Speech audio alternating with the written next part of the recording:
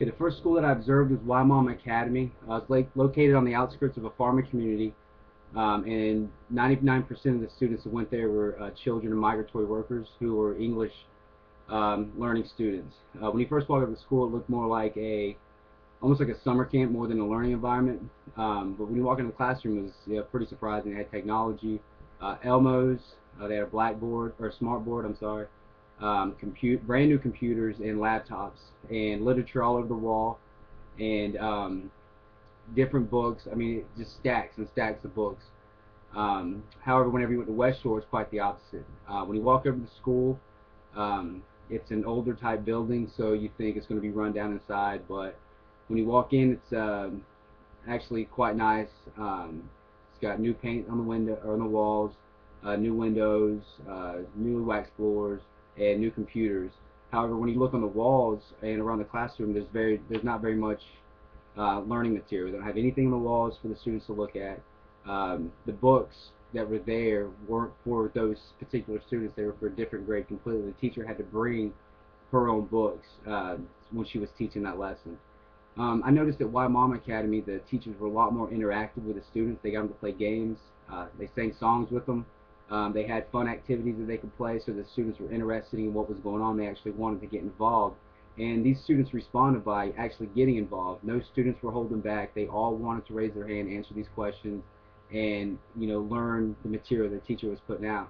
Whenever you went to West Shore and you're looking how the students were interacting with the teacher, they just had their faces in a book. Whatever book the teacher told them to read is what they were reading, and then after they got done, she gave them a handout to answer a few questions. Nothing really that really sparked an interest with the students. They all looked bored. They'd been there for hours upon hours just reading. I think if she would have put some games in there, it maybe would have livened things up. One of the things we talked about in class, one of our classroom discussions, was how English learning students can come off as being dumb or just frankly just not as smart as English speaking students. And however, I found that to be false because the class that I observed in Waimama was actually a second grade gifted class, and these kids were intelligent. Whenever they would get involved with the lesson plan or the discussion that the teacher was talking with the class, they would actually elaborate on what they were talking about. They wouldn't just give short, direct answers. They actually wanted to say what was on their mind and to discuss these things with the teachers, and I thought that was pretty impressive and how it related with something that we were talking about in the classroom. I was very surprised by that indeed, and I was kind of taken back by it too because these students were only in the second grade, and they were surprising me very well.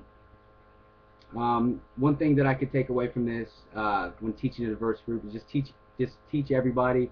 Don't treat anybody any different. Just try to, if there is some kind of diversity in the classroom that I don't know how to handle, I'll discuss it with my colleagues and try to find a way to handle that. But I'll treat everybody the same. Try to get everybody involved and just get excited about learning every day. So I'm excited about teaching, and taking this class it's kind of taught me different ways to approach that, and that's one thing that I'm very appreciative of. And pretty much that's it. So thank you very much, and it was a great semester. Thank you.